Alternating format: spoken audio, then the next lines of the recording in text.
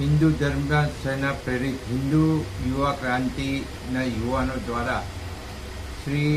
રામનવમીના પાવન અવસર આવતીકાલ 27ના રોજ સાંજે 5 કલાકે શોભાયાત્રાનું આયોજન કરવામાં આવ્યું છે.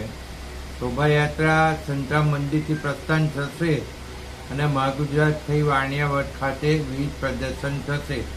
જેમાં શરૂઆતમાં સૌ પ્રથમવાર હનુમાનજીના દર્શન થશે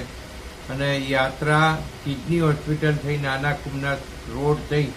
અને પાછી સંતરામ મંદિર પહોંચશે. તો હું તમને અને તમારી સમગ્ર ટીમને આ શોભાયાત્રાની અંદર શ્રી રામલલ્લાના આશીર્વાદ લેવા સૌ પધારે અને યુવાનોનો હું ઉત્સાહ વધારું છું કે આપ વધુ ને વધુ સંખ્યામાં